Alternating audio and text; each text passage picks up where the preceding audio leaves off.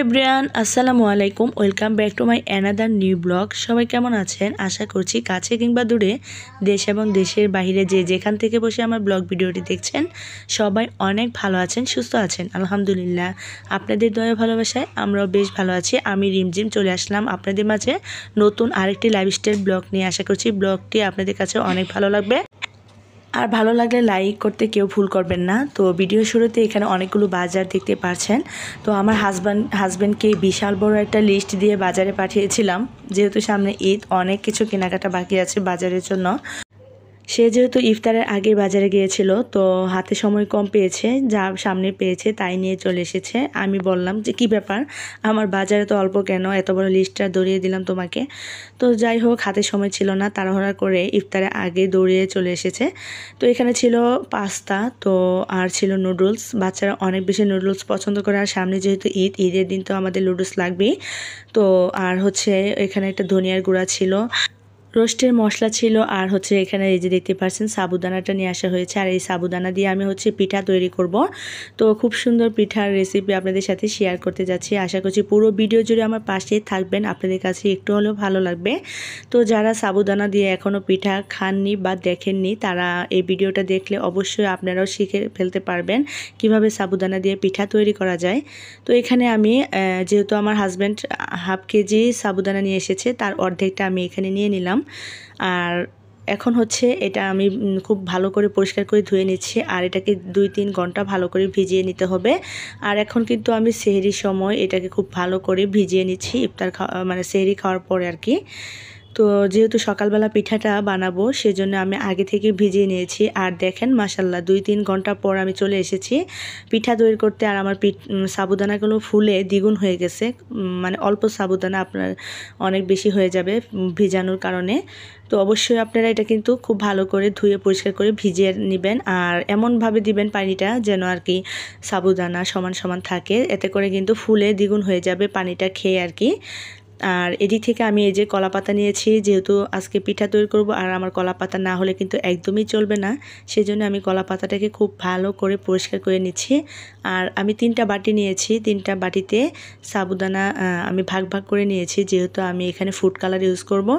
আপনারা চাইলে কিন্তু সাদাও করতে পারেন, যার যেরকম ইচ্ছা। তবে আমার কাছে আসলে মানে ফুড কালার দেখতে ভালোই লাগে। যে কোনো পিঠাতে কিন্তু কালারফুল না হলে আসলে একদমই ভালো লাগে না দেখতে। তো এই যে এখন দেখতেই পাচ্ছেন আমি এখানে একটু পিঙ্ক কালার করে নেব, তারপর গ্রিন কালার, আর সাদা কালার, এই তারপর এই 3-4 রকমের আর কি কালার করে নেব। এখানে অরেঞ্জ কালারটাও করে নেব, তো সেটা একটু পরে মিশিয়ে নিয়েছি আর কি। আর এখানে আমি একটু পরিমাণ মতো লবণ দিয়ে দিলাম, প্রত্যেকটা বাটিতেই আমি হালকা করে লবণ দিয়েছি। খুব বেশি দিতে যাবেন না এবং কমও দিবেন না, এতে করে ভালো লাগবে না খেতে। যে কোনো পিঠাতে একটু লবণ দিলে কিন্তু তার স্বাদটা বেড়ে যায়। আর যেহেতু এই পিঠাগুলো কিন্তু চিনি দিয়ে খাওয়া হবে, সেজন্য পরিমাণে একটু লবণটা কমই দিয়ে দিলাম। আর এদিক থেকে প্রথমে আমি এখানে পিঙ্ক কালারের মানে এটা দিয়ে দিলাম রঙটা। তো এই রঙটা দেখেন খুব সুন্দর দেখাচ্ছে, আর এটাকে আমি এখন ভালো করে মিশিয়ে নিচ্ছি। পিঠা খেতে কে না পছন্দ করে, তাও আবার ঈদের মধ্যে। আগের দিনে দেখেছি মা চাচিরা অনেক পিঠা বানাতো, তাদের সাথে কিন্তু আমরাও পিঠা বানিয়েছি অনেক। কে কে পিঠা বানিয়েছেন মা চাচিদের সাথে কমেন্টস করে জানাতে ভুল করবেন না। আমি তো ছোটোবেলায় অনেক পিঠা বানিয়েছি, সেই দিনগুলোর কথা মনে হলে আমার কাছে মনে হয় যে আগের দিনে আমি ফিরে যাই, তাহলে হয়তো ভালো লাগতো। সবাই মিলে কাজ করার যে মজাটাই অন্যরকম। তবে এখন কোনো মানুষই পাওয়া যায় না, আর সেজন্য আমি একা হাতেই দেখেন এই যে পিঠা তৈরি করে নেব। মানুষ এখন আগে থেকে অনেক আরামপ্রিয় হয়ে গেছে, সেজন্য কোনো পিঠা বানাতে চায় না, সবাই কিনা পিঠায় ব্যবহার করতে চায়।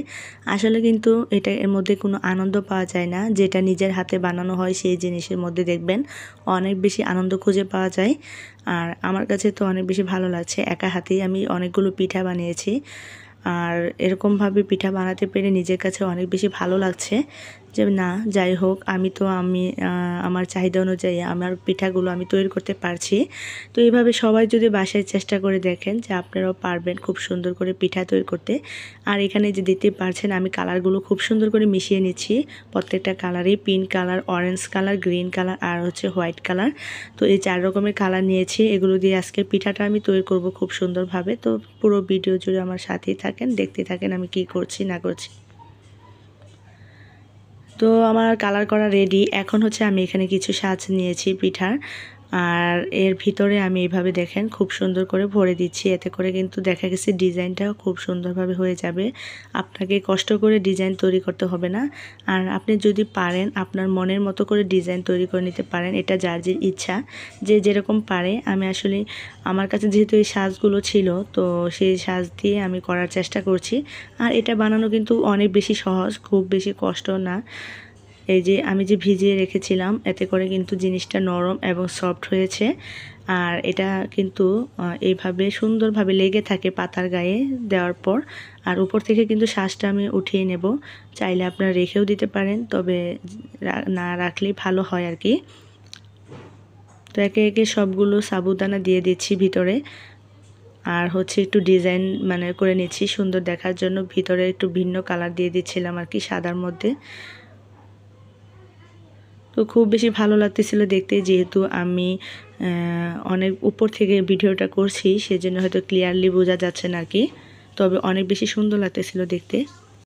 তো যাই হোক, এই যে দেখতে পাচ্ছেন উপর থেকে শ্বাসটা আমি উঠিয়ে নিয়েছি। এখন এই পর্যায়ে আমি একটা পাতিলে কিন্তু পানি দিয়েছিলাম পর্যাপ্ত, যেহেতু এটা ভাপ দিয়ে পিঠাটা তৈরি করতে হবে সেজন্যই। আর উপরে আমি একটা চালনা দিয়েছি, আপনারা চাইলে কিন্তু এটার মাঝখানে খের দিয়ে দিতে পারেন, মানে যে যেভাবে চান আর কি। আবার ছাকনা দিতে পারেন, তো সবভাবে হয়ে যাবে। আমি আমার চালনাটা দিয়েছি, আর এই চালনা দিয়ে যেহেতু আমি অনেকগুলো পিঠা তৈরি করেছি, দেখেন কি অবস্থা চালনার হাল। আমার মানে গ্যাসের চুলার আগুন বেড়ে গিয়ে আমার চালনাটা পুড়ে গিয়েছে, এত সুন্দর চালনাটা। তো যাই হোক, কি আর করার, যেহেতু মানে পুরোটাই পুড়েনি, তো সেই জন্য এটাকে ব্যবহার করছি। আর একে একে দেখতে পাচ্ছেন আমি পুরো পিঠাগুলো একে একে এভাবে ভাপ দিয়ে নিচ্ছি। এটা কিন্তু হতে বেশি সময় লাগে না, খুব অল্প সময়ে পিঠাটা ভাপ দেওয়া হয়ে যায়। খুবই সহজ একটা পিঠা রেসিপি শেয়ার করছি আপনাদের সাথে। তো মাশাল্লাহ অনেক বেশি সুন্দর লাগতেছিল কালারগুলো দেওয়াতেও। আর এটা কিন্তু ঠান্ডা হলে আমি পাতা থেকে উঠিয়ে নেব। আর পাতার গায়ে কিন্তু সামান্য একটু তেল মেখে নেবেন, এতে করে আপনার পিঠাগুলো খুব সুন্দরভাবে উঠে যাবে। তো এই যে দেখতে পাচ্ছেন একে একে আমি সবগুলো পিঠা এভাবে দিয়ে নিচ্ছি। যে যেভাবে ডিজাইন করে নিতে পারেন, তো আপনার উপর নির্ভর করবে এটা আপনি কেমন ডিজাইন করতে চান। সবভাবে ভালো লাগবে, আর শুকানোর পর কিন্তু দেখতে আরও বেশি ভালো লাগে। তো যাই হোক, একে একে এই যে দেখেন সবগুলো পিঠা আমি এভাবে বানিয়ে নিচ্ছি। দেখতে কিন্তু অনেক সুন্দর লাগতেছিল, তাই না আপুরা? আমার কাছে তো অনেক বেশি ভালো লাগছে। তো এই যে প্রত্যেকটা পিঠা আমি উঠিয়ে এখন একটা বড় ট্রে নিয়েছি, আর সেখানে আমি দিয়ে দিচ্ছি। আর এটার মধ্যে দিলে কিন্তু খুব সুন্দরভাবে শুকিয়ে যাবে। আর এই বড় প্লেটটা নেওয়াতে আমি এখানে কিন্তু হালকা তেল মেখে দিয়েছি। চাইলে আপনারা নাও দিতে পারেন, তবে তেলটা মাখলে অনেক বেশি ভালো হয়, এতে করে খুব সহজে উঠে যাবে পিঠাগুলো। তো এই যে বিভিন্ন ডিজাইন করে নিয়েছি দেখতে পাচ্ছেন, আর অনেক রঙের কালার দেওয়াতে কিন্তু পিঠাগুলো অনেক সুন্দর লাগছে দেখতে। আলহামদুলিল্লাহ আমার সবগুলো পিঠা বানানো কমপ্লিট। তো এই যে প্রত্যেকটা পিঠা আপনাদের সাথে শেয়ার করে দেখাচ্ছি। কেমন লাগছে বলেন তো? আমার কাছে তো অনেক বেশি ভালো লাগছে, রংধনু 7 রঙের মতো লাগছে একবারে দেখতে। আর মনে হচ্ছে যে একদমই ফুল ফুটে আছে, এরকম লাগছে আর কি। তো পিঠাগুলো যাই হোক দেখতে কিন্তু অনেক বেশি সুন্দর লাগতেছিল। তো এখন হচ্ছে এগুলোকে আমি রোদে শুকাতে দেব। আর রোদে শুকালেও কিন্তু বেশি সময় লাগবে না, 1 থেকে 2 দিনে পিঠাগুলো শুকিয়ে যাবে অনায়াসে, যদি রোদ থাকে। আর যদি রোদ না থাকে তাহলে আপনারা চাইলে কিন্তু ফ্যানের বাতাসে বা গ্যাসের চুলার নিচে দিয়েও আপনারা শুকিয়ে নিতে পারেন। খুব সুন্দরভাবে শুকিয়ে যাবে আপনাদের পিঠাগুলো। এই ঈদে আপনারা তৈরি করে ফেলেন এরকম সাবুদানার পিঠা, তো খেতে সবাই অনেক বেশি পছন্দ করবে। আর ঈদে কিন্তু নানান রকমের পিঠা পায়েস দেখতে অনেক বেশি ভালো লাগে। আর চলে আসলাম সারাদিন পিঠা বানানোর পর, এখন হচ্ছে আমি ইফতারি আইটেম তৈরি করছি। আজকে ভিন্ন রকমের ইফতারি আইটেম নিয়ে চলে আসলাম রান্নাঘরে। আমার হাজব্যান্ড অনেক বেশি রুটি পছন্দ করে বা পরোটা, সেই জন্য কিন্তু তার মানে অনেক বেশি পরোটা খেতে ইচ্ছে করছে ইফতারিতে। আর আমার বাচ্চাদেরকে যখন আমি দুপুরে রুটি বানিয়ে দিয়েছিলাম, তখন সে রুটির গ্রান পেয়ে বলতেছিল আজকে কিন্তু অন্য কোনো কিছু খাবো না, আমাকে কিন্তু পরোটা আর হচ্ছে মুগ ডাল রান্না করে দিতে হবে। তো যেই বলা সেই কাজ, কি আর করবো, হাজব্যান্ডের যেহেতু পছন্দ।